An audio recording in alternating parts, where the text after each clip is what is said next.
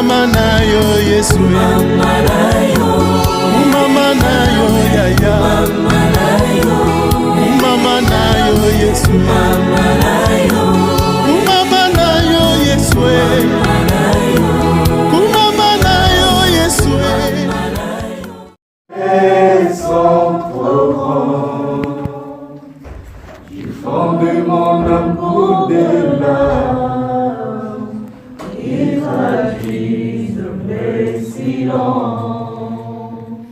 Que ma vie soit une fleur, un parfum pour toi, Seigneur. Que ma vie soit une fleur, un parfum de bon odeur. Devant toi je me répands. Fais de moi ce que tu voudras. Oh oui, devant toi je me répands. Fais de moi ce que tu voudras. Comme l'argile devant le potier, donne-moi la forme qui te plaît. Fais toutes choses en ton temps, je serai toujours conscient. Ô Seigneur, observe mes voies, garde-moi près de ta gloire. Je voudrais habiter chez toi tous les jours ici-bas. Que ma vie soit une fleur, un parfum pour toi, Seigneur. Que ma vie soit une fleur, un parfum de bonne odeur. Oh oui, devant toi je me répands.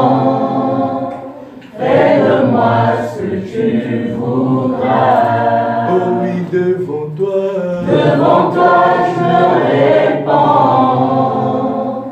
Fais de moi ce que tu voudras. Je serai élevé, je serai élevé après ce combat. Je serai élevé, je serai élevé après ce combat. Encore je serai élevé, je serai élevé, je serai élevé après ce combat. Je serai restauré, je serai restauré, je serai restauré après ce combat. Je serai justifié, je serai justifié, je serai justifié après ce combat. Bien-aimé Père Céleste, Dieu de gloire, toi, le donateur de tout don excellent et de toute grâce excellente, ton nom a traversé les 7 âges de l'Église. Ton nom nous a fait entrer dans la promesse des fils. Ton nom nous a donné un nouveau pouvoir que nous n'avions pas jadis. J'élève ce matin un seul nom dans cette assemblée. J'élève le nom de Jésus au-dessus de la sorcellerie, au-dessus de l'occultisme, au-dessus de la magie, au-dessus de Satan et son royaume. J'élève le nom de Jésus au-dessus de mon nom. J'élève le nom de Jésus au-dessus de tous les noms ici présents. Père, je te confie ces moments de parole. La Bible me dit que ce n'est pas par une pensée humaine que les hommes ont parlé, mais c'est poussé par le Saint-Esprit que les hommes ont parlé de la part de Dieu. Ouvre encore, Seigneur, ma bouche ce matin, afin que d'elle puisse sortir les mystères de la connaissance de notre Christ, afin que chacun, mon Dieu, puisse en recevoir la vie. Je soumets toute pensée, mon Dieu, captive à l'écoute et à l'obéissance de cette parole. Je viens neutraliser toute puissance infernale, tout esprit impur des eaux, tout esprit de sirène, tout esprit humain de la sorcellerie. J'assujettis toute force de Bélial, d'Asmodée, de Belzébul, ainsi que de tout son royaume au nom de Jésus. Amen. La Bible me dit, Père, quand Christ s'élève et ses ennemis sont dispersés. La Bible m'atteste que tu es le maître de tous les esprits. Que tout esprit impur se soumette maintenant au nom de Jésus-Christ de Nazareth. Toute forme de dédoublement, Père, pendant la prédication, soit stoppée au nom de Jésus-Christ de Nazareth. Père, je contrôle tous les esprits ici présents. Aucun esprit impur, Seigneur, ne se manifestera pour assoupir ce peuple. Aucun esprit impur ne se lèvera pour déconnecter cette assemblée au nom de Jésus-Christ de Nazareth. Que toute personne ayant reçu mandat par l'ennemi, Seigneur, de détruire cette réunion, soit assujettie, soit brisée au nom de Jésus-Christ de Nazareth. Père, nous les maîtrisons ce matin, nous les maîtrisons sous la haute puissance qui est la tienne, au nom de Jésus-Christ. Parle, Seigneur, ce matin, et que ton peuple puisse t'écouter. Révèle tes mystères, Seigneur, afin que nous puissions en avoir la vie. C'est dans le nom de Jésus-Christ et sous le sang versé de l'agneau que je viens sceller cette prière. Je dis Amen. Amen. Amen. Amen. Que Dieu vous bénisse. Amen. Nous ouvrons notre Bible. Nous sommes dans Daniel chapitre 10, 11 à 12.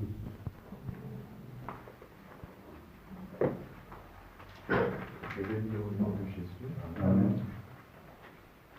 Puis il me dit, Daniel, homme bien-aimé, sois attentif aux paroles que je vais te dire, et tiens-toi debout à la place où tu es. Car je suis maintenant envoyé vers toi. Lorsqu'il m'eut ainsi parlé, je me tins debout en tremblant. Il me dit, Daniel, ne crains rien, car dès le premier jour où tu as eu à cœur de comprendre et de t'humilier devant ton Dieu, tes paroles ont été entendues, et c'est à cause de tes paroles que je viens. Parole du Seigneur. Amen. Nous allons suivre la lecture. Notre frère dans le livre de Luc. Amen. Luc 24, 18 à 35. Lisons la parole du Seigneur. Amen. Dans le nom de Jésus. Amen. Luc chapitre 24, à partir du verset 18. L'un d'eux, nommé Cléopas, lui répondit, es-tu le seul qui séjournant à Jérusalem ne sache pas ce qui était arrivé ces jours-ci? Quoi, leur dit-il? Et il lui répondit, ce qui est arrivé au sujet de Jésus de Nazareth, qui était un prophète puissant en œuvre et en parole devant Dieu et devant tout le peuple. Et comme les principaux sacrificateurs et nos magistrats l'ont livré pour le faire condamner à mort et l'ont crucifié. Nous espérions que ce serait lui qui délivrerait Israël. Mais avec tout cela, voici le troisième jour que ces choses se sont passées. Il est vrai que quelques femmes d'entre nous nous ont fort étonnés, étant rendues de grand matin au sépulcre, et n'ayant pas trouvé son corps, elles sont venues dire que les anges leur sont apparus et ont annoncé qu'il est vivant. Quelques-uns de ceux qui étaient avec nous sont allés au sépulcre, et ils ont trouvé les choses comme les femmes l'avaient dit. Mais lui, ils ne l'ont point vu. Alors j'ai dit leur dit, ô hommes sans intelligence, et dont le cœur est lent à croire tout ce qu'ont dit les prophètes. Ne fallait-il pas que le Christ souffrisse ces choses et qu'il entra dans sa gloire? Et commençons par Moïse et par tous les prophètes, il leur expliqua dans toutes les Écritures ce qui le concernait. Lorsqu'ils furent près du village où il allait, il parut vouloir aller plus loin, mais ils le pressèrent en disant, reste avec lui, car le soir approche, le jour est sur son déclin, et il entra pour rester avec eux. Pendant qu'il était à table avec eux, il prit le pain, et après avoir rendu grâce, il le rompit, et le leur donna. Alors leurs yeux s'ouvrirent, et ils le reconnurent, mais il disparut de devant eux. Et ils dirent l'un à l'autre, notre cœur ne brûlait-il pas au-dedans de nous lorsqu'il nous parlait en chemin et nous expliquait les Écritures? Se levant à l'heure même, ils retournèrent à Jérusalem, et ils trouvèrent les 11 et ceux qui étaient avec eux assemblés, et disant, le Seigneur est réellement ressuscité, et il est apparu à Simon. Et ils racontèrent ce qui leur était arrivé en chemin, et comment ils l'avaient reconnu au moment où il rompit le pain. Tandis qu'il parlait de la sorte, lui-même se présenta au milieu d'eux, et leur dit, la paix soit avec vous. Saisis de prière et d'épouvante, ils croyaient voir un esprit. Amen. Amen. Amen. Vous pouvez vous asseoir.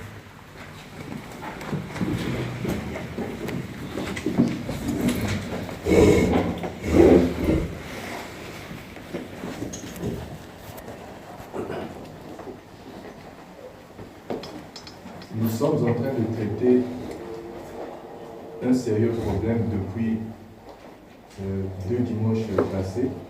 Amen. Et ce dimanche sera le 3e. Nous sommes en train de traiter le problème du cœur. Amen. Amen. Nous traitons le problème du cœur. Et en parlant du cœur, nous avons vu les 2 dimanches passés. Le premier dimanche, c'est que nous avons dit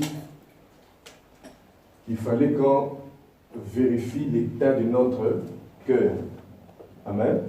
C'était ça notre thème, notre sous-thème. Et nous avons dit que tout ce que nous serons, tout ce que nous aurons, tout ce que nous vivrons dépendait de l'état de notre cœur. Et si j'ai dit tout à l'heure que nous sommes en train de traiter ce problème, c'est parce que c'en est un. Ok? Je crois que l'état de santé d'une personne dépend de l'état de son cœur.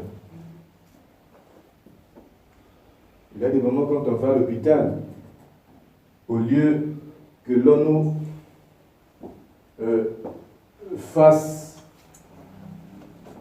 certains diagnostics par rapport aux douleurs que nous avons à certains endroits de notre corps, il nous est souvent recommandé de vérifier l'état de notre cœur, même pour les douleurs qui sont au niveau de la tête. Amen. Amen. Et le dimanche passé, nous avons toujours dans le cœur que nous sommes en train de traiter, nous avons vu les yeux de la foi. Amen. Amen. Les yeux de la foi. Nous avons compris que ces yeux-là étaient dans le cœur. Et ce dimanche, toujours dans le même thème du cœur, nous allons parler de la voix du cœur de la femme.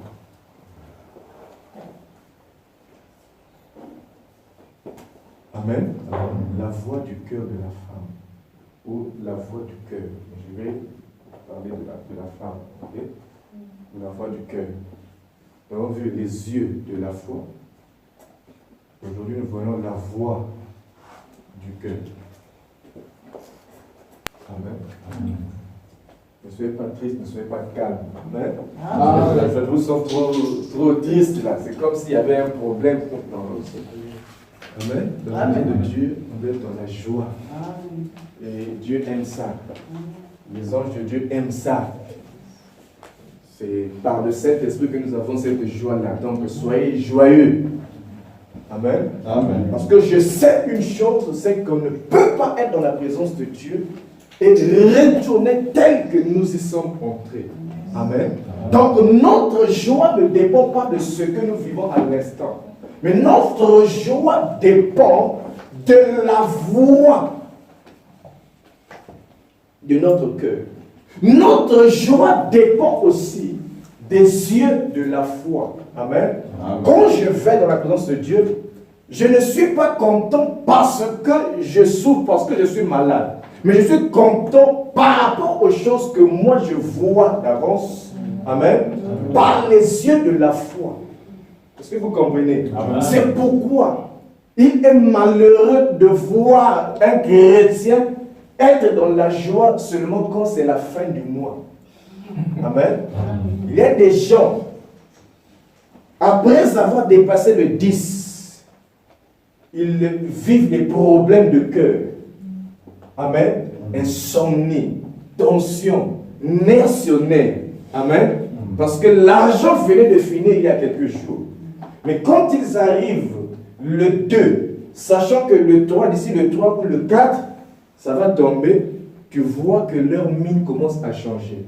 Et quand tu les vois le jour J, c'est l'apothéose de la joie. Amen. Amen. Ça, c'était un problème. Amen. Ça, c'était un problème parce que nous ne marchons pas par la vue, mais par la foi. Je suis dans la joie, dans la maison de l'Éternel, non à cause de ce que j'aime, mais à cause de ce que je vois, non avec mes yeux physiques, mais avec les yeux de la foi. Alléluia. Est-ce que je peux maintenant parler de la voix du cœur? Il y a plusieurs voix. Alléluia. Il y a la voix de l'homme. Il y a la voix de la femme. Il y a aussi la voix de l'ennemi. Et la Bible déclare, l'apôtre Jean, étant sur l'île de Patmos, dans Apocalypse chapitre 1 au verset 12, il dit, j'entendis une voix qui me parlait. Et je retournais pour voir la voix qui me parlait. Alléluia. Et au chapitre 4, au verset 5 d'Apocalypse, l'apôtre Jean nous révèle que du trône de Dieu, il sortent des voix et des éclairs. Alléluia. C'est pourquoi j'ai dit qu'il y a plusieurs voix. Et dans les jardins d'Éden, dans Genèse chapitre 3, la Bible dit que la voix de Dieu parcourait le jardin tous les soirs. Et ce qui a causé ce que nous vivons aujourd'hui, ou ce que les gens vivaient il y a bien des années, c'est quoi? Cela est arrivé à cause de la voix.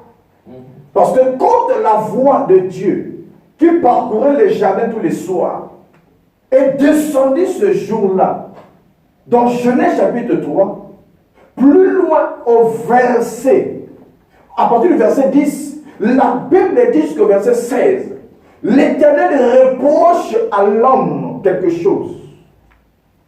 Alléluia. Au verset 17, il lui dit, pourquoi as-tu écouté la voix de la femme? Parce que la chute est venue à cause d'une voix. Alléluia. C'est pourquoi lorsque les Philistins ont encerclé Samson, lorsque les Philistins ont ôté le signe de la consécration de Samson, qui étaient ses cheveux de sa tête, c'est parce que Samson avait écouté la voix de Delilah. Faites attention à la voix des femmes. Faites attention à la voix de celle qui te parle. Parce que sinon tu auras des cheveux coupés à cause des Delilah. Alléluia. Amen. Il y a beaucoup de Delilah aujourd'hui. Amen. Amen. Dans nos églises. Et je me souviens dans Genèse chapitre 16.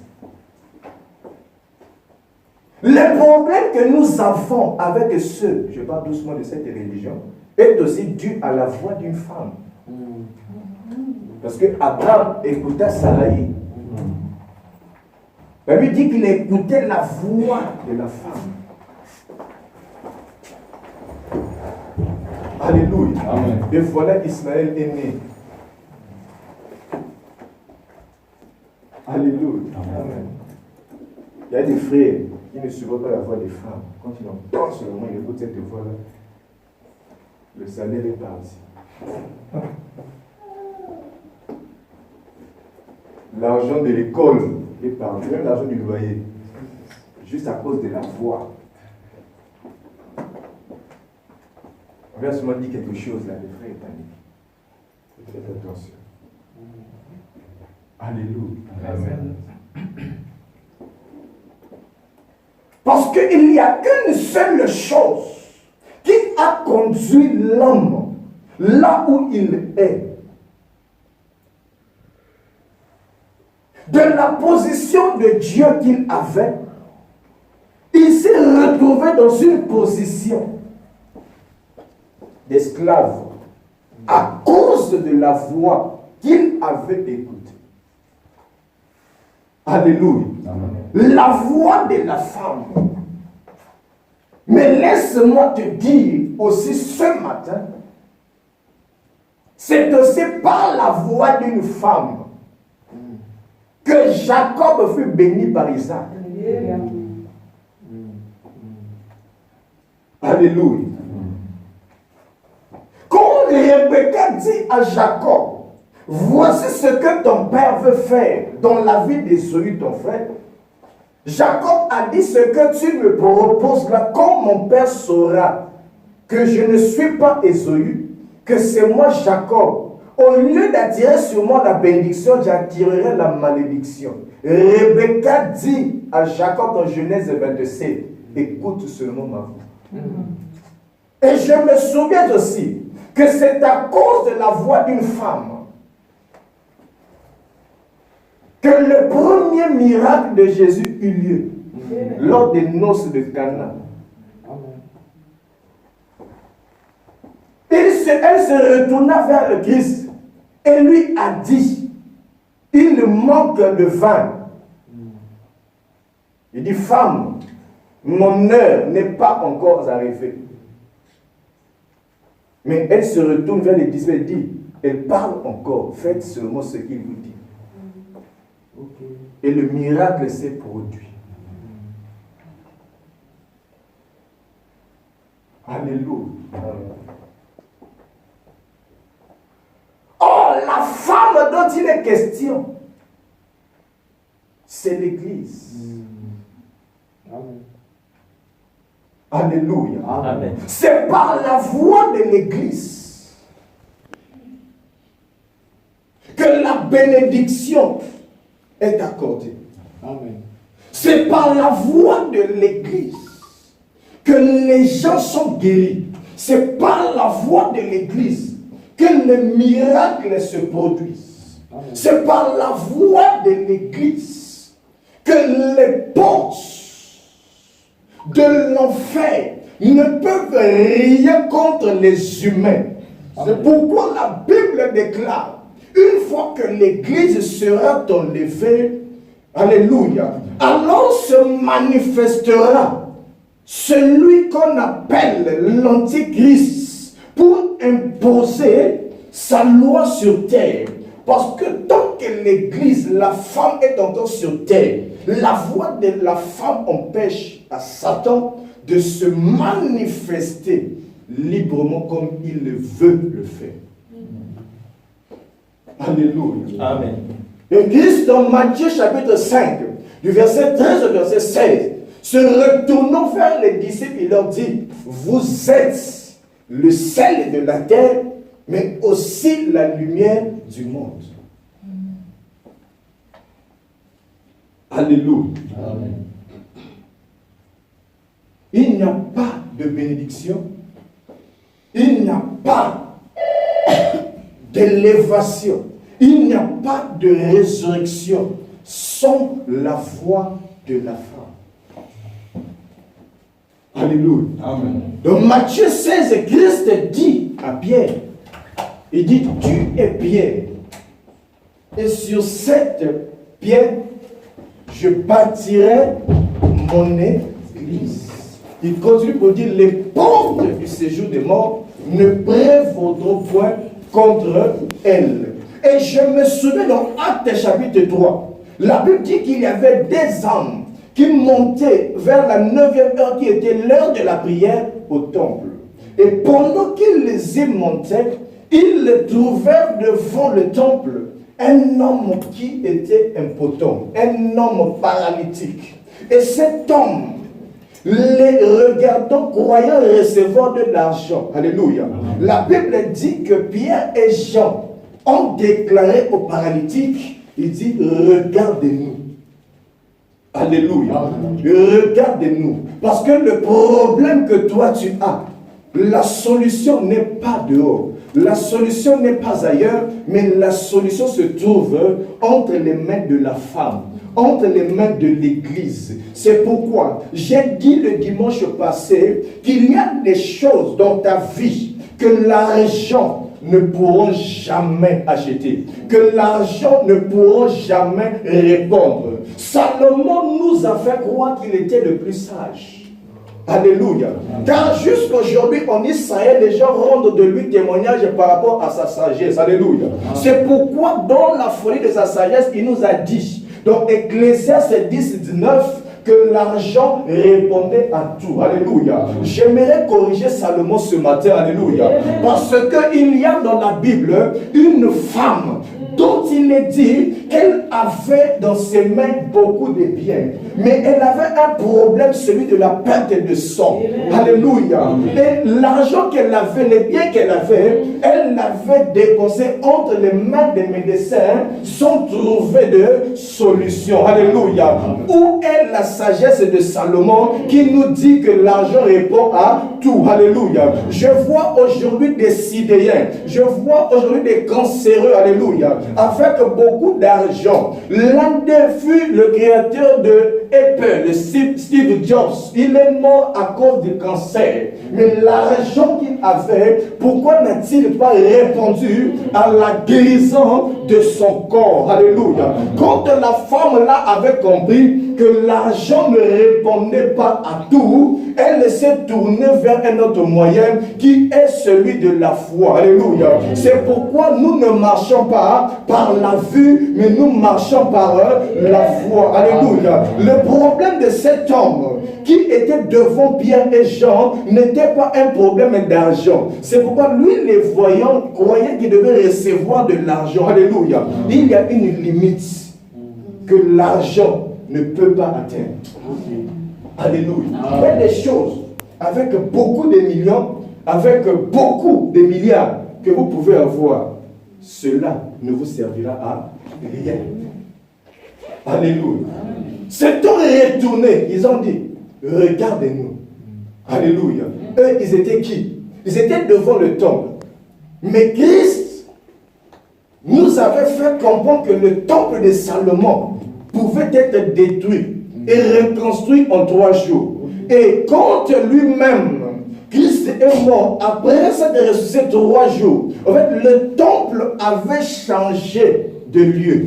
Le temple ne se trouvait plus à Jérusalem. C'est pourquoi il l'a annoncé aussi à une femme. La Bible déclare, cet homme assis près du puits de Jacob étant fatigué, il s'entretenait avec une femme. La femme lui disait, mais vous, les Israéliens, vous dites qu'il faut adorer en Israël, à Jérusalem. Mais nous adorons sur cette montagne. Christ dit non. En fait, tu n'as pas compris. Il dit, l'heure vient que ce ne serait ni à Jérusalem ni sur cette montagne que vous adorerez. Alléluia. Parce que l'adoration va changer de lieu. Ce ne serait plus dans un édifice construit par la vie des hommes. J'aimerais décourager un religieux ce matin. Alléluia. Car l'église dont nous parlons, ce n'est pas l'édifice que vous voyez en fait là. Ce n'est pas le beau bâtisse qui a été construit par les colons quelque part. Alléluia. L'église, ce n'est pas ça. Si tu crois que l'église, c'est ça, sache-le que tu n'as pas encore connu ce que c'est en fait l'église. L'église, c'était Pierre et Jean devant cet homme. Alléluia. Amen. L'église, c'était Pierre et Jean devant cet homme. C'est pourquoi il était resté longtemps devant le temple. Puisque l'esprit de la religion demeurait encore en lui, alléluia, il croyait que l'argent pouvait répondre à tout. Mais quand Pierre et Jean sont venus, regardez-nous. Alléluia. Amen. Regardez-nous. Écoute la voix de la femme. Alléluia. Amen. Quand tu écoutes cette voix, tu as la vie. Quand tu écoutes cette voix, tu as la guérison. Amen. Quand tu écoutes cette voix, tu as la délivrance. Amen. Quand tu écoutes cette voix, tu as le salut. Amen. Amen. Amen. Est-ce que nous comprenons? Amen. Donc, Pierre et Jean libère la grâce, libère le potentiel, libère la guérison, libère le miracle. C'est pourquoi je m'étonne au sujet de certains lecteurs de la Bible. Il y a des choses que l'on lit, que beaucoup de gens peinent à comprendre, peinent à interpréter. Romains 8, verset 19 déclare que la créature attend avec un ardent désir la révélation de Dieu. Amen. Amen. Amen. Amen. Je ne peux pas dire Amen n'importe comment. Ok? Je répète. Romains 8, 19 déclare que la créature attend avec un ardent désir la révélation de Dieu. Amen. Amen. Amen. Là, je crois qu'on a compris. Ok? Est-ce que c'était une erreur? Ce n'est pas une erreur. Ok? Ce n'est pas une erreur. La créature n'attend pas la révélation de Dieu. Non. Elle n'a pas besoin de la révélation de Dieu. Elle attend la révélation des fils de Dieu. Alléluia. Donc, ce qui revient à dire que les fils de Dieu sont voilés. Alléluia. Parce que révélation ne veut pas dire fin du monde. Révélation veut dire apocalypse. Quand on parle de l'apocalypse, ça veut dire révélation. Et les gens, quand on parle de l'apocalypse, ils croient que c'est la fin du monde. Le livre de la fin du monde. Non, non, non, c'est pas ça. Apocalypse, en grec, veut dire apocalypsis. Maintenant, quand on parle de la révélation, ça veut dire apocalypto. Et révélation, apocalypto veut dire, on va retirer le voile. Est-ce que vous comprenez? Donc on dit l'Apocalypse, ce n'est pas le livre de la fin du monde, non.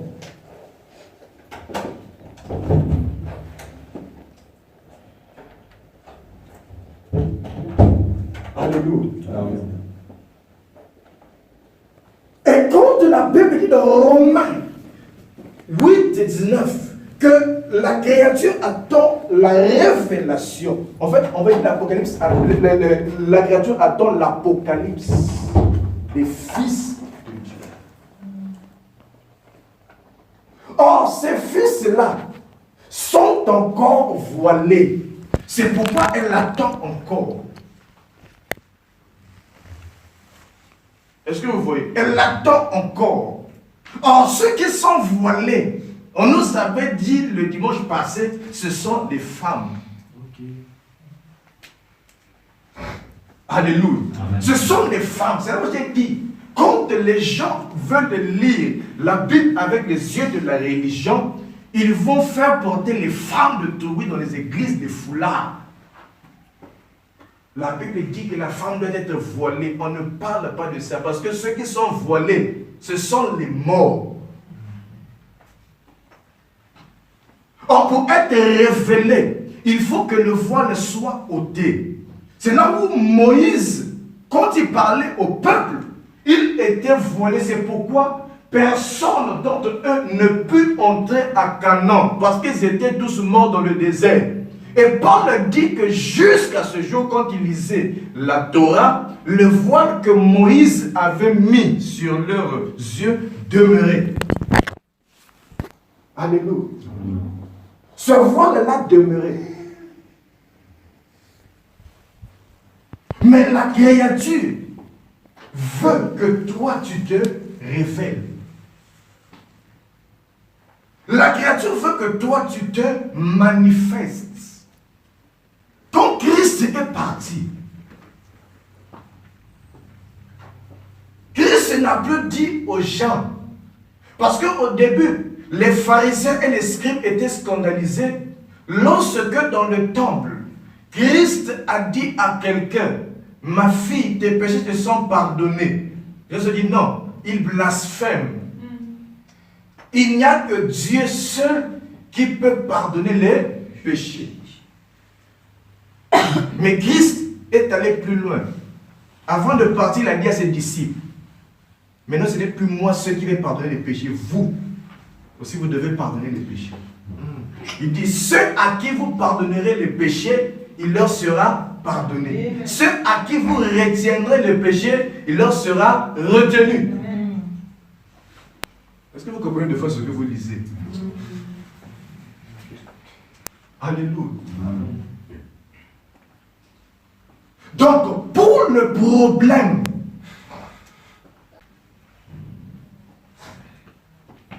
de la France, pour le problème du Congo, pour les problèmes des maladies, pour les problèmes des paralytiques, le monde n'attend pas Dieu.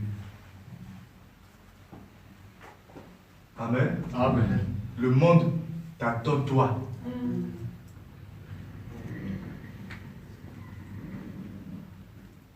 Alléluia. Amen. Le monde t'attend toi. J'ai suivi encore un ignorant qui a fait une vidéo sur YouTube, ça fait 2 ans, qui condamnait un pasteur qui avait dit à son assemblée, il faut croire en moi comme tu n'as jamais cru. Il dit là, il blasphème. Alléluia. Amen. Là, il blasphème. Mais Christ a dit que le royaume, que la vie éternelle, c'était de croire en Dieu et à son nom. Vous voyez. Alléluia. Il y a des malades autour de toi. Il y a des gens qui ont des problèmes autour de toi. Ce n'est pas pour que Dieu puisse descendre physiquement pour les guérir, non. Les problèmes de l'humanité, Dieu a équipé l'Église afin que par l'Église, que les malades soient guéris. Amen. Afin que par l'Église, que les paralytiques puissent marcher. Afin que par l'Église, que les péchés soient pardonnés, afin que par l'Église, que les morts ressuscitent. Alléluia. C'est pourquoi à Joppé, quand une des disciples mourut, les gens ayant appris que Pierre se trouvait quelque part là, sont allés appeler Pierre, afin qu'il aille ressusciter Tabitha. Alléluia. Afin qu'il aille ressusciter Tabitha. Pourquoi crois-tu que les gens viennent souvent te raconter leurs problèmes? Alléluia. Viennent te raconter leurs difficultés. Pourquoi? Eux, ils le font inconsciemment, mais c'est une interpellation de la part de Dieu. C'est afin que toi, tu les orientes. C'est afin que toi, tu les conduises. Voilà pourquoi ils viennent avec ces problèmes-là. C'est là pour que tu sois un psychologue. Non, tu sais que ça ira. Non, ce n'est pas ça le problème. Alléluia. On ne fait pas de la psychologie ici. Amen. Amen. Ici, on doit démontrer. C'est pas Paul a dit non. Moi, je refuse l'évangile de la sagesse humaine. Et ce n'est pas ça mon domaine. Il dit ma prédication, c'est la démonstration de l'esprit et de puissance. Quand on parle de la démonstration, c'est la révélation. Est-ce que vous comprenez? Il doit révéler cette puissance. Il doit révéler l'esprit qui est en lui. En fait, c'est ça sa prédication. Alléluia. Amen. Vous êtes la lumière du monde. La maladie, ce sont les ténèbres qui habitent la vie d'une personne. Les maris de nuit sont les ténèbres qui habitent la vie d'une personne. La mort, ce sont les ténèbres. Maintenant, qu'est-ce que ta lumière apporte dans ces ténèbres? Alléluia. Amen. Je vais à l'église. L'église se trouve où tu vas? Amen. Amen. Je vais à l'église. Tu vas à l'église où? L'église se trouve où? Ici, ce n'est pas l'église. Ici, c'est l'assemblée. Amen. Amen. On s'assemble ici. Et que ça dit là où 2 ou 3 sont assemblés en mon nom. Je suis là. C'est l'assemblée. Quand tu vas à l'église, l'église se trouve. L'église est en toi, c'est toi l'église. Amen. Alléluia. Amen. Et l'Éternel a dit dans ma maison, qui est l'église, il n'y aura point de femme stérile, ni celle qui avorte. La maladie ne devrait pas demeurer dans l'église. Parce que l'église, c'est la maison de Dieu. C'est le temple du Saint-Esprit.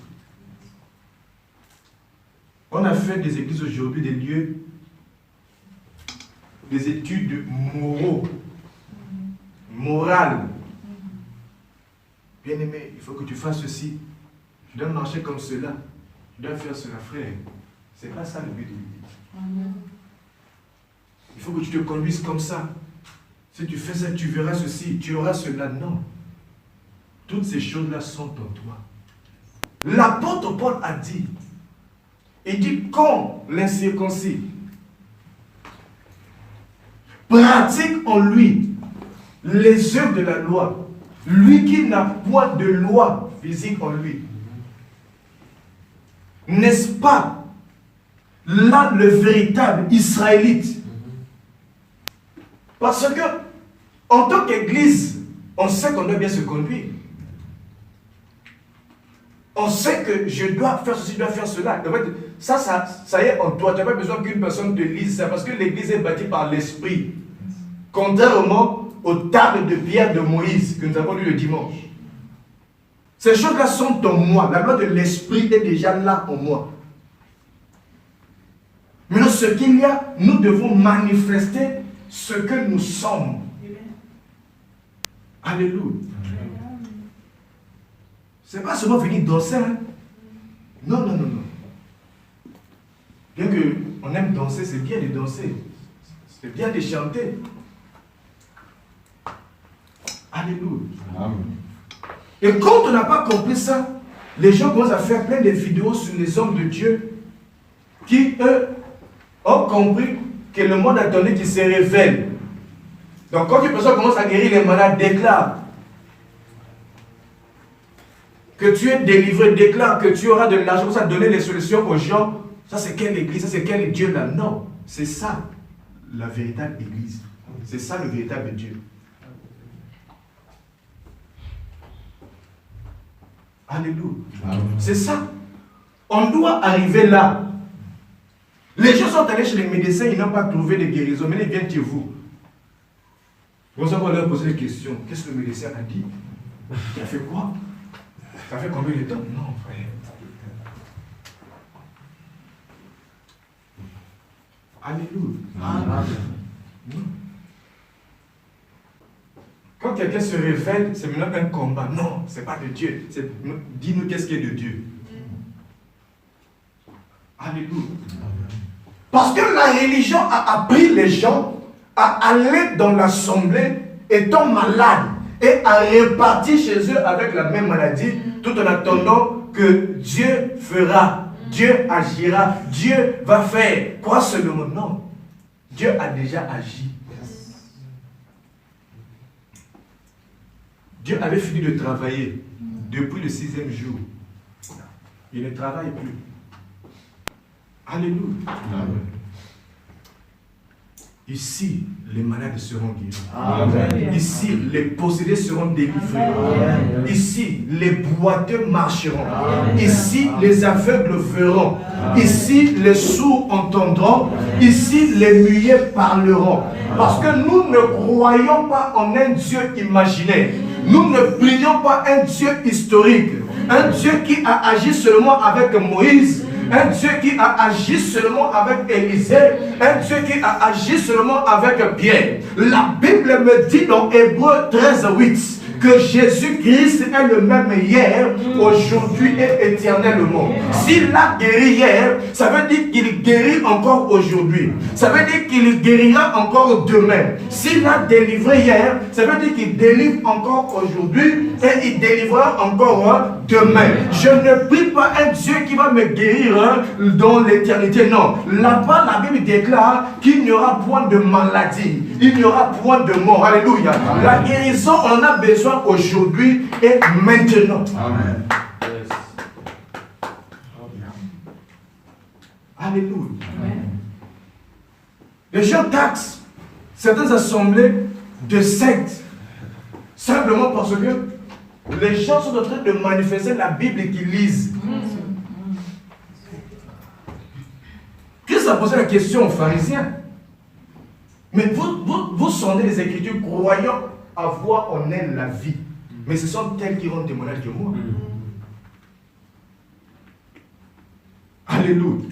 Quand on dit que l'homme de l'apôtre Pierre guérissait les malades, les gens disent que non, c'était pas ça. Mais c'est quoi?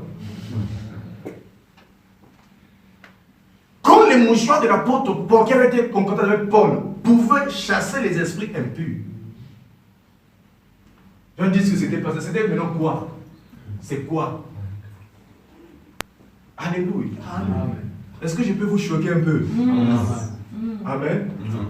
Paul a dit que l'ancienne alliance était l'ombre du nouveau.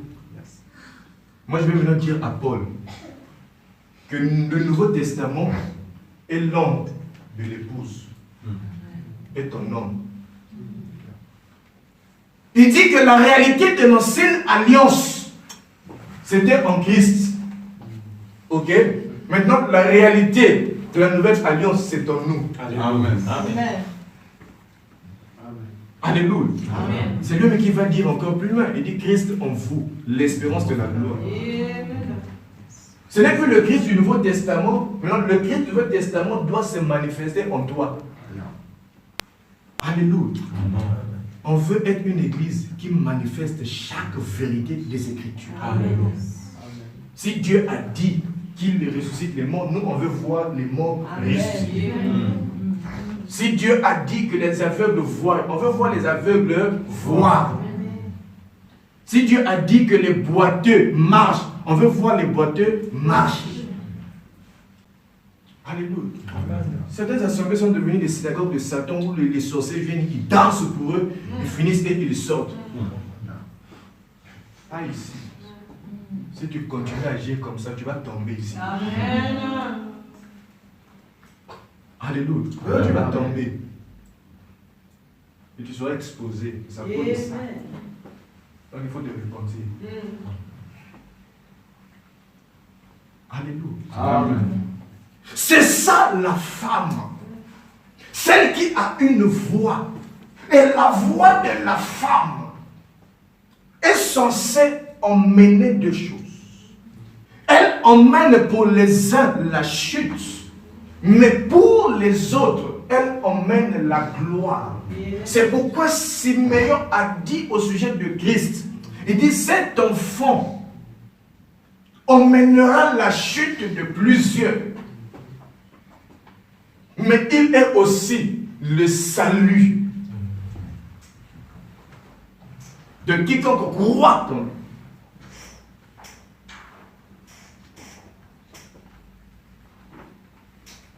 Alléluia. Tu vas comprendre que toi, Église, tu dors, tu reviens, non, j'ai eu les couches de nuit. Frère, tu étais où?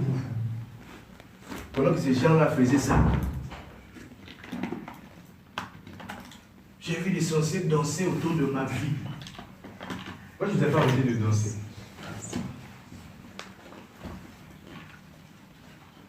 Je vais vous dire quel est le problème de tout ça. Je suis encore en introduction, je n'ai pas encore creusé mon message. Alléluia. Amen.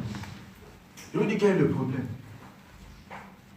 Tu dors, les sorciers sont venus, ils ont entouré ta vie, ils ont dansé pendant la nuit, tu te réveilles, j'ai eu les couches de nuit.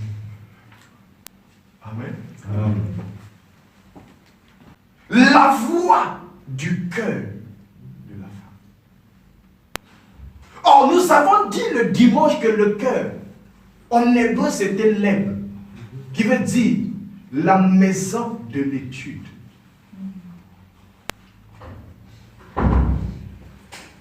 Amen. Et Christ, dans Matthieu 23 au verset 24, il regarde les scribes et les pharisiens et leur dit, conducteur aveugle. Alléluia. Amen. Et plus loin, il dit encore, si un aveugle conduit un autre aveugle, les deux tomberont dans un même trou. Même Emmanuel a dit Amen. Amen. Alléluia. Amen. Et les gens ont cru qu'il fallait porter les lunettes que je porte là pour commencer à voir. Ce n'est pas de cet aveuglement-là dont il est question. Parce que la Bible est là qu'ils ont les yeux pour voir, mais ils ne voient point. Or, un jour, Jean le Baptiste, là nous sommes dans Matthieu chapitre 11, étant en prison, on va envoyer des gens, ses disciples, vers Jésus. Pour lui poser la question, il dit, es-tu celui qui devrait venir ou devrons-nous en attendre un autre? La réponse de Jésus n'était pas une réponse claire aux yeux des gens. Il n'a pas dit oui, c'est moi. Comme il l'a dit à la femme samaritaine au puits. Il dit, c'est moi qui te parle, je suis le Messie. Mais il dit, allez dire à Jean, les aveugles voient, les sourds entendent, les muets parlent. Et la bonne nouvelle est à la religion. Christ n'a pas commencé par la bonne nouvelle est annoncée. Il a commencé par les aveugles voient, les sourds entendent, les boiteux marchent, les les partis qui marchent, la bonne nouvelle est à, non, c'est que Dieu parle. La religion nous a appris, non. Quand on commence, il faut d'abord commencer par la parole. Vous devez avoir prêché, après avoir prêché, vous pouvez commencer à faire des miracles. Vous pouvez commencer à prier pour les gens. Non, non. Dieu peut agir à n'importe quel moment. Amen. En montant par là, c'est pourquoi il faut enlever l'esprit religieux dans l'église. C'est pas bien. Vous êtes dans votre tête, vous avez la conception, donc quand on finit la modération, quand le pasteur monte, on doit lire la Bible. On finit de lire la Bible, on s'assoit, on commence à prêcher. Quand on commence à prier ou chanter, les gens ne sont pas là. Ils attendent seulement qu'on dise asseyez-vous pour écouter la parole. Amen. Amen. Il peut arriver, je m'aide là, l'esprit me conduit autrement. On fait le service. On prie pour les gens et à la fin, on exhorte même pour 5 minutes. Amen. Amen. Amen. Il ne faut pas être religieux. C'est pourquoi quand les gens viennent à l'église, ils ne s'attendent à rien. Je vais à l'église, je vais m'asseoir, le pasteur va parler, après je vais rentrer. Il est venu avec une maladie, il va retourner dans sa maison avec cette même maladie. Parce que pour lui, bon, l'église, c'est parce que Dieu a dit, je dois venir l'église. Non, pour lui, c'est ça, l'église. Il ne sait pas que quand il vient, la maladie doit rester là, lui, il doit partir sans la maladie. L'impudicité là doit rester ici. Tu dois quitter ici sans l'impudicité. Tu laisses l'impudicité. C'est pourquoi quand on prie, on fait même des programmes pour nous attendre. Je dois faire un programme de 3 jours ou d'1 mois. Et pour toi, c'est au bout du 30e jour que Dieu va t'exaucer. Ah, par rapport à ma situation, il faut que je sois en programme de 3 jours. Hein? Parce que le problème est très grave. Tu as même fait, tu vas examiner. Non, non, non. Je dois entrer en programme d'1 mois. Ma côte en profondeur. Alléluia. Amen.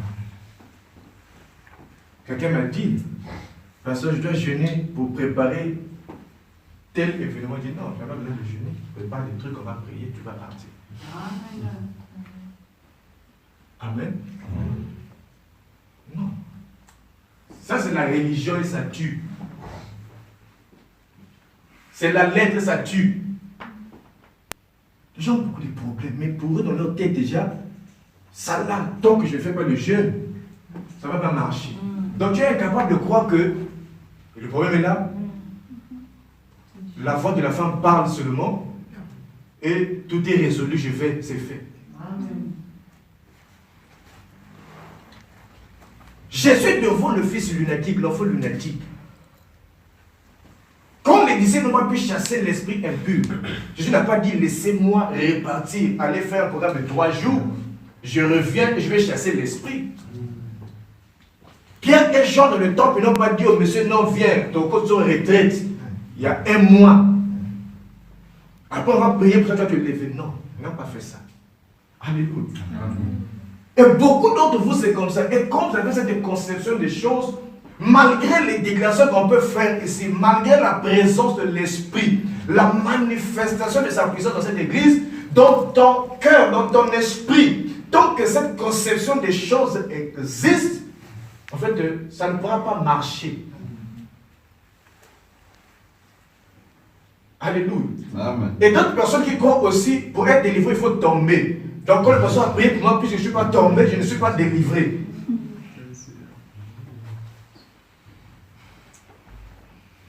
Alléluia. La personne t'a dit que tomber, c'est être délivré. Ou pour être délivré, il faut tomber. C'est vrai que les gens n'ont plus la foi. Je parle du cœur. Hein? N'ont plus la foi. Tu viens chez le pasteur. J'ai tel problème. Je dis, va que Dieu te bénisse. C'est déjà l'exaucement, c'est la prière, c'est le jeûne. C'est tout. Quand tu prends ça, tu dis Amen, c'est fini. Quand vous venez devant les serviteurs de Dieu, vous croyez qu'il faut que le pasteur prie pour moi. Il doit te poser les mains. Il doit vraiment beaucoup parler. Et quand il fait ça, toi tu crois que ça va marcher. Alléluia. Allez dire à Jean ce que vous voyez. Les aveugles voient. Les sourds entendent, les muets parlent.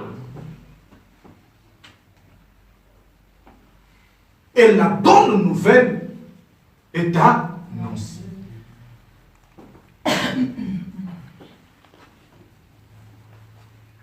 Or, quand on parle de l'aveuglement, c'est le péché. Est-ce que vous comprenez? Toute personne qui est aveugle est un pécheur. Et ce que Jésus a dit dans Matthieu 11, en fait, il voulait faire comprendre à Jean, Ésaïe 35, 5 à 6. Il dit, comme il connaît les Écritures, parce que la mission du Messie sur terre, c'était d'ouvrir les yeux des aveugles, les oreilles des sourds, et faire marcher les paralytiques. C'était ça la mission du Messie. C'est pourquoi quand il a dit à Jean, il est allé faire dire à Jean, c'était pour que Jean comprenne, ah, cette réponse-là, ça veut dire que c'est lui. C'était un langage codé. Parce que l'aveugle est un pécheur. C'est pourquoi dans Jean chapitre 9, les disciples virent le Seigneur, avec le Seigneur virent un homme qui était né aveugle. Et ils posaient la question à Christ, qu'est-ce qui a péché? Est-ce lui ou ses parents pour qu'il soit né aveugle? Et Christ dit des pharisiens et des scribes qu'ils étaient des aveugles. Parce que l'aveuglement était associé au péché. Toute personne aveugle est un péché.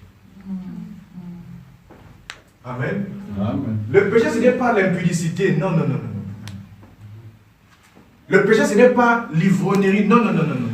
Je n'ai pas dit que si tu fais ça, c'est bien. C'est pas bien. Amen. Si tu le fais, ça veut dire que tu es déjà pécheur. Ok? Voilà pourquoi ces répercussions, en fait, se manifestent seulement par ces choses, par l'impudicité, par l'ivrognerie. En fait, si tu fais ça, c'est parce que tu es déjà pécheur. Amen. Amen. Celui qui est pécheur, c'est un aveugle. Quand tu es aveugle, tu es déjà pécheur devant Dieu. Alléluia. Parce que lorsque Adam et Ève dans le jardin péchèrent, la Bible déclare quoi? Que Dieu fit des vêtements avec la peau d'un animal qu'il couvrit l'homme et la femme. Or, le mot peau en hébreu qui est utilisé dans Genèse là veut dire aveugle. Ça veut dire quand ils ont péché, Dieu les a rendus aveugles. C'est pourquoi la Bible déclare que la gloire de Dieu remplit la terre. Amen. Amen. Là où nous parlons, actuellement, toute la terre là, il y a la gloire de Dieu. Donc si tu ne vois pas la gloire de Dieu, c'est parce que tu es encore pécheur. Soit eux, ils sont sortis du jardin en tâtonnant. Ils cherchaient Dieu, ils cherchaient la gloire. La gloire était là, mais le péché les avait rendus aveugles. Amen. Le péché les avait rendus aveugles. C'est pourquoi quand Christ est venu, il fallait qu'il ouvre les yeux des aveugles. Afin qu'en regardant, qu'ils puissent voir. Et les yeux dont il est question, ce n'est pas les yeux physiques. L'apôtre Paul dit dans Ephésiens 1 au verset 18, il dit que Dieu puisse illuminer les yeux de votre cœur. Or, le cœur, c'est la maison de l'étude. En fait, le pécheur, c'est celui qui n'étudie pas la parole de Dieu. Quand tu n'étudies pas la parole de Dieu, tu es un pécheur devant Dieu. Même si tu ne fumes pas, tu ne connais pas l'habitude, tu es pécheur.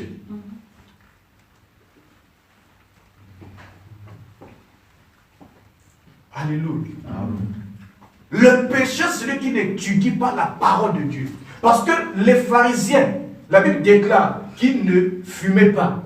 La Bible déclare qu'ils ne buvaient pas. C'était des gens exemplaires.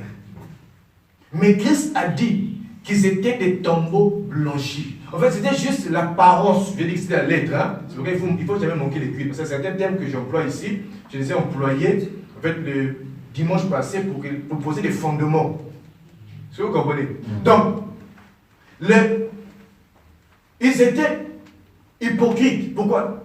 Ils étaient blancs par apparence. Ils ne fumaient pas, ils ne buvaient pas. Mais, il dit que c'était des tombeaux blanchis parce qu'à l'intérieur, dans le cœur, où la lumière est censée être, il y avait les ténèbres, il y avait des ossements, il y avait des pourritures. Amen. C'est pourquoi ils pouvaient sonder les Écritures et ne rien comprendre. Et ça les a rendus aveugles.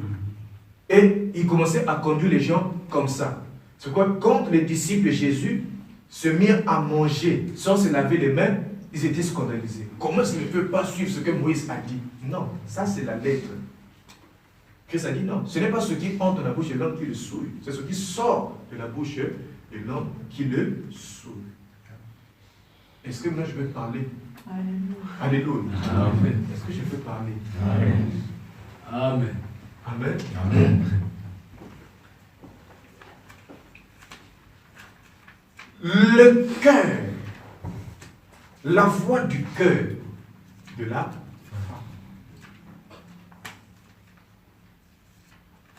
Or, Christ déclare que c'est par l'abondance du cœur que la bouche parle. Pour que la bouche puisse parler, il faut qu'il y ait dans ton cœur de l'abondance. Excuse. Je dis que le monde attend. Je pose des fondements partout. Amen. Je vais regrouper pour clôturer. Amen. Le monde attend la révélation des fils de Dieu. Et Christ dit que c'est par l'abondance du cœur que la bouche parle. Tant que ton cœur n'est pas rempli, s'il vous plaît, ne parlez pas. C'est quand tu parles, on va te peser par rapport à tes paroles. Tu seras trouvé comme un insensé. Quand il y a des gens qui se pressent d'aller prêcher, parce qu'il a compris des versets. Il s'autoproclame prédicateur. Parce qu'il a compris, surtout la femme à la peine de sang a souffert dans la Bible avec les prédicateurs. Tout le monde prêche ça, la femme à la peine de sang. La femme, c'est un verset qui a souffert, qui souffre jusqu'aujourd'hui. Amen. Il faut que le cœur soit rempli avant de parler. Tant que ton cœur n'est pas rempli, évite de parler.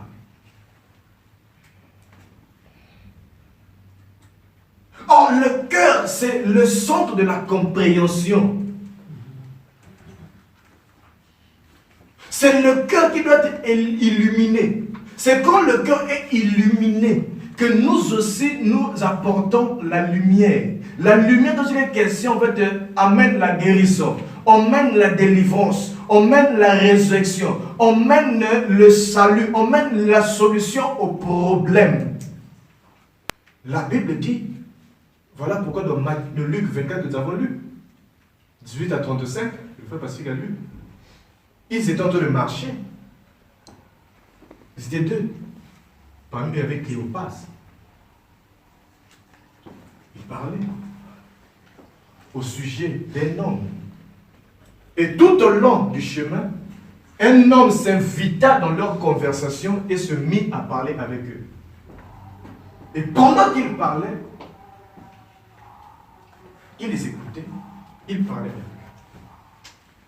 Mais seulement, il ne comprenait rien dans tout ce qui se passait. Mais pourtant, il citait les Écritures. Nous, on croyait que c'était lui qui devait nous délivrer. Mais maintenant, il est mort. Qu'allons-nous devenir?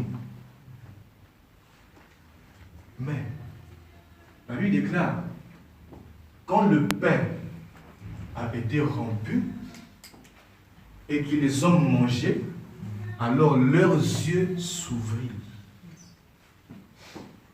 Alléluia. Pour que tes yeux puissent s'ouvrir, il faut que le pain soit rompu. Amen. Tant que le pain n'est pas rompu, tes yeux ne s'ouvrent.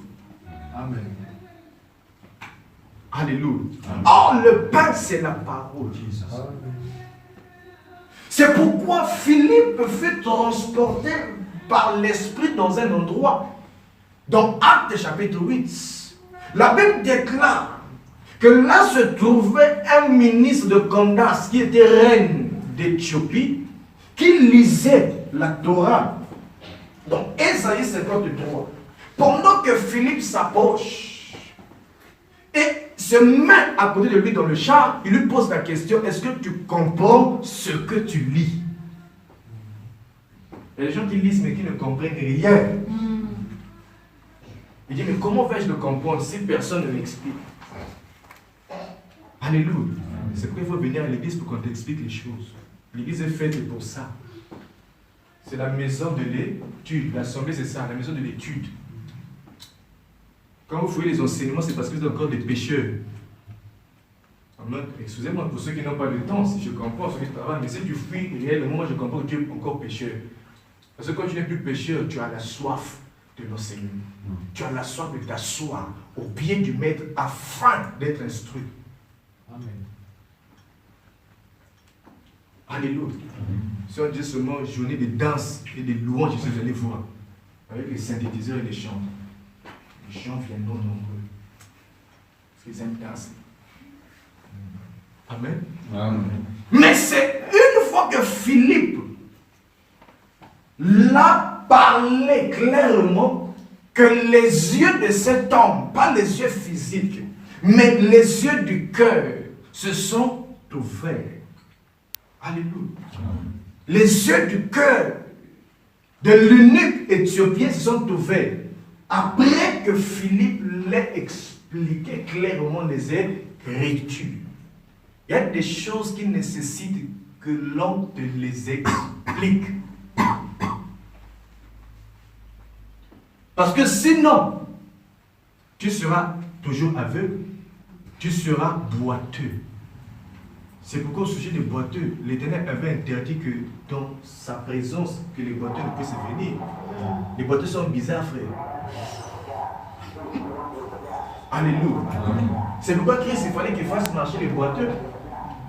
C'est qui le boiteux? Ce sont les gens, même les aveugles, c'est les gens qui lisent là, comme des pharisiens, mais ne comprennent rien. Ils lisent ça dans la lettre, dans la chair. Le voile est toujours là. C'est pourquoi ça fait d'eux des boiteux. Ça fait d'eux des aveugles. Les boiteux marchent comme ça.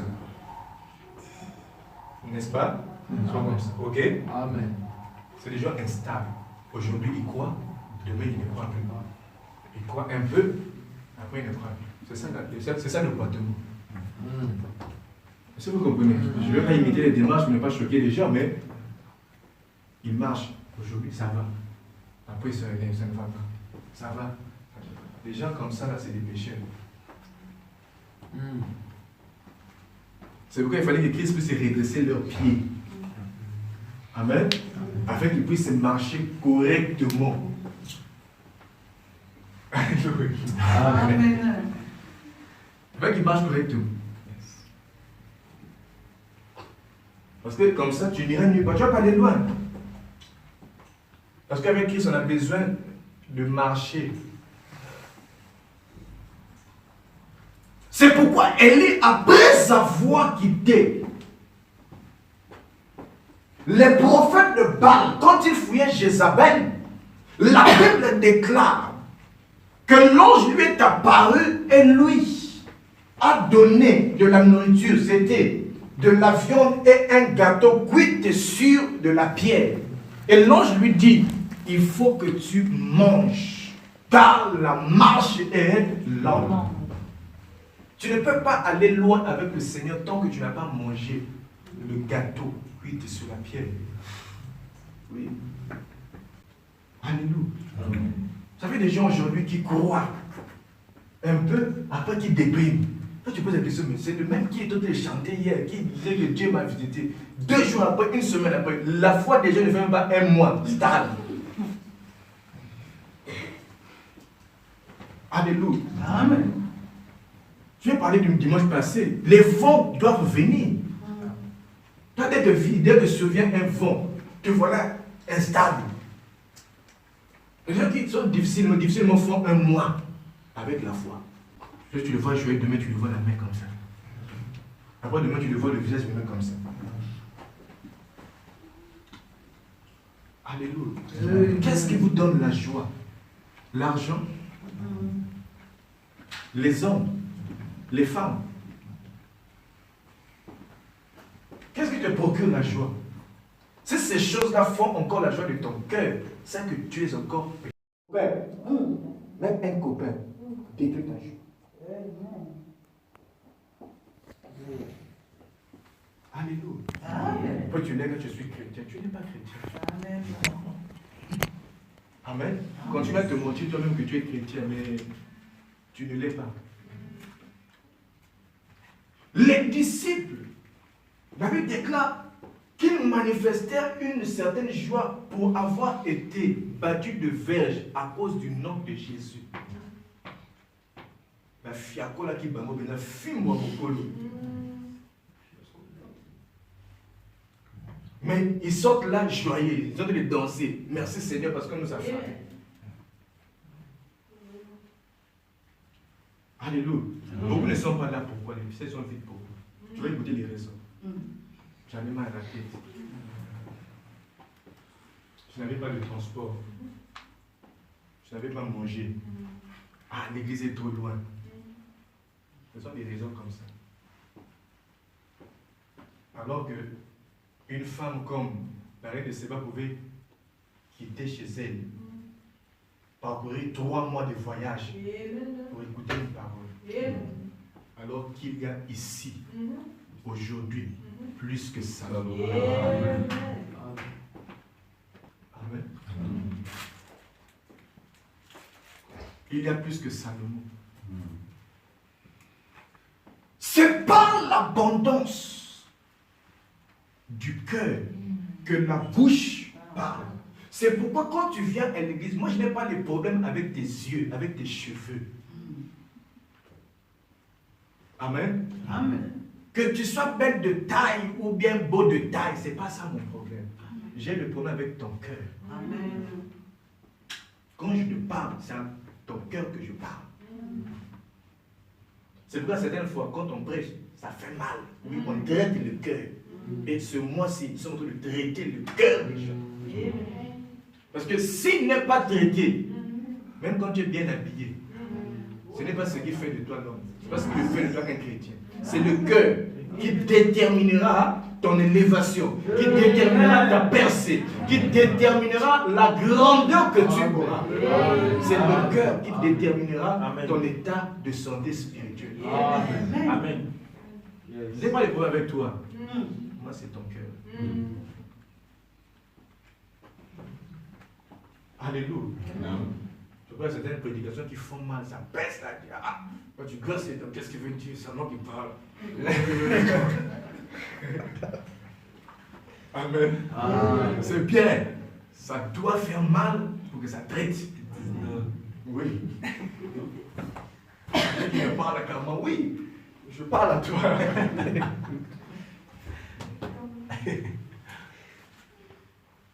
Amen. Amen.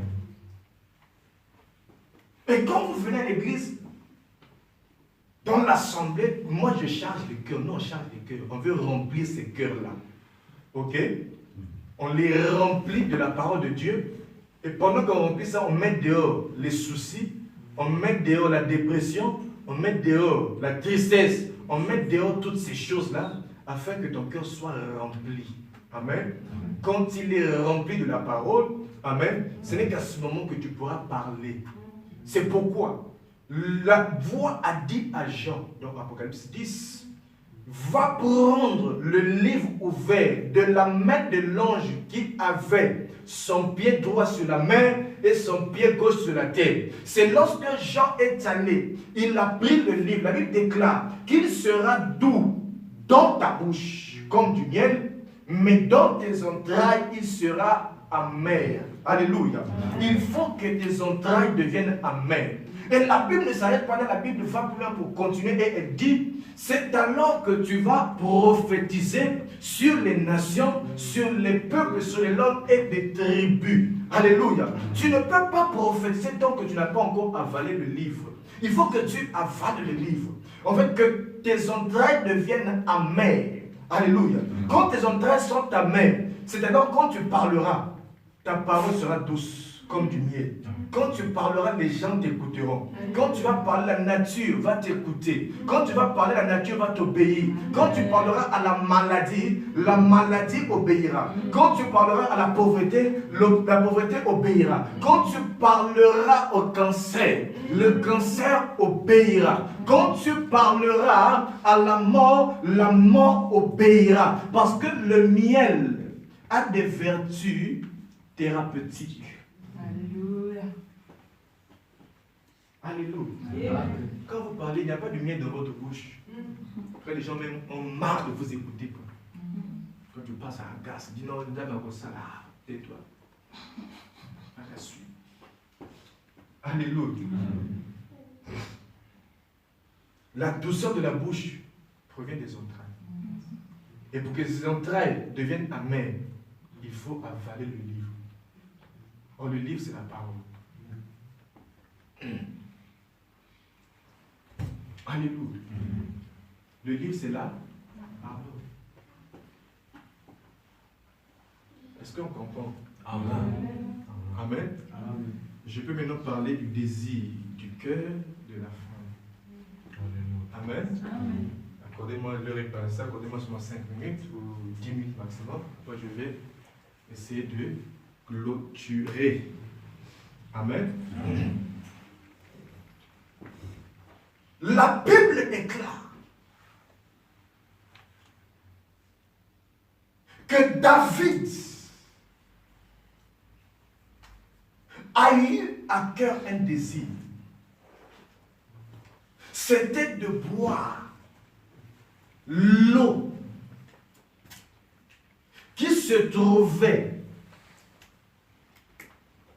à la porte de Bethléem. Et le désir de David fut exaucé par 3 hommes. Dès qu'il a eu ce désir, il n'était pas encore roi. Les gens se sont exécutés. Ils sont allés accomplir ce qu'ils sont allés puiser de l'eau au péril de leur vie. Alléluia. Laisse-moi te dire. Dans la marche avec Christ, il y a plusieurs dimensions. Il y a de ceux qui sont dans la dimension de parler afin que les choses s'accomplissent. Alléluia. Mais il y a de ceux qui sont allés plus loin. Ils n'ont pas besoin de parler pour que les choses se fassent. Mais le désir de leur cœur est exaucé.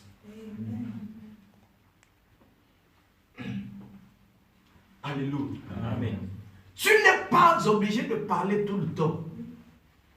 Quand ton cœur est illuminé, quand ton cœur a reçu instruction, quand ton cœur a avalé le livre, quand ton cœur a mangé le pain, parce que l'eau que David demandait, l'eau c'est la parole de Dieu. Alléluia. Or, Bethléem veut dire la maison du pain. Alléluia. Donc les gens se rendaient simplement à la porte, donc à l'entrée de la maison du pain, pour puiser de l'eau qui était la parole. Parce que David désirait altérer son âme par la parole de Dieu. C'est pourquoi nous avons vu ici, quand on parlait du bien-aimé, celui qui est le cœur, c'était David. Quand le bien-aimé a eu le désir de boire de l'eau, il fallait que son désir soit exaucé. Et la Bible dit dans Daniel 10, que nous avons lu 11 à 12, que l'ange Gabriel est venu dire à Daniel, dès lors que tu as eu à cœur de t'humilier, alléluia. En fait, tu as été exaucé.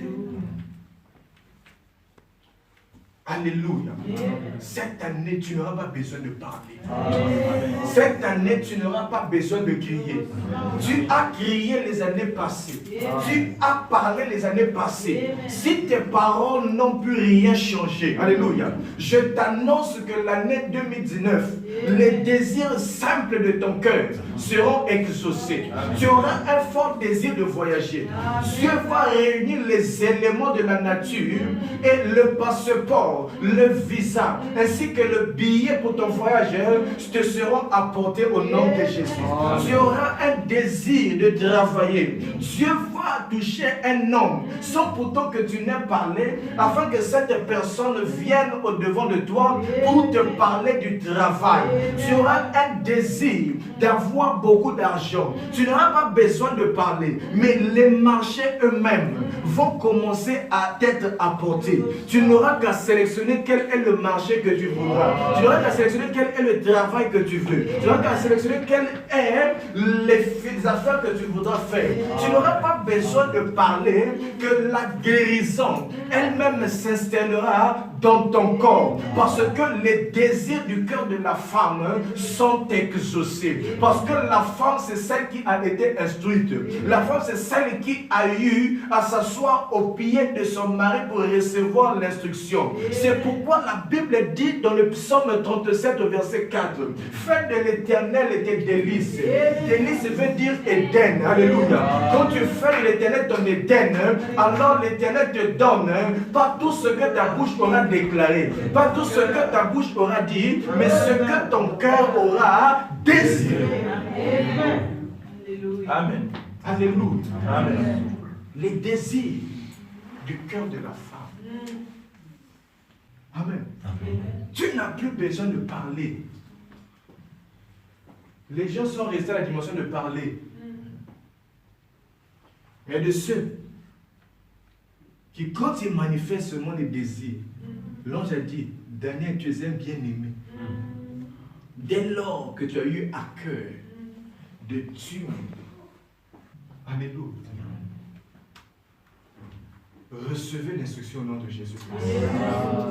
Je prie que ton cœur soit éclairé.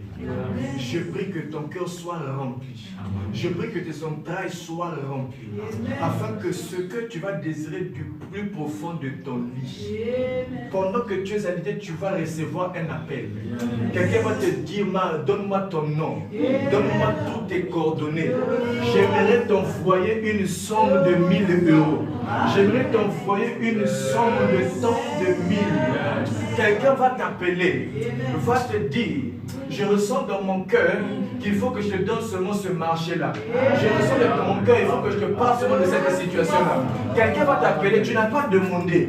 Quelqu'un va t'appeler, tu n'as pas forcé les portes, tu n'as pas forcé les gens. Mais rien que par le désir de ton cœur, le Seigneur va tourmenter un homme. Le Seigneur tourmentera une femme. Le Seigneur tourmentera quelqu'un afin de résoudre ton problème. Le Seigneur tourmentera quelqu'un afin de t'apporter la solution.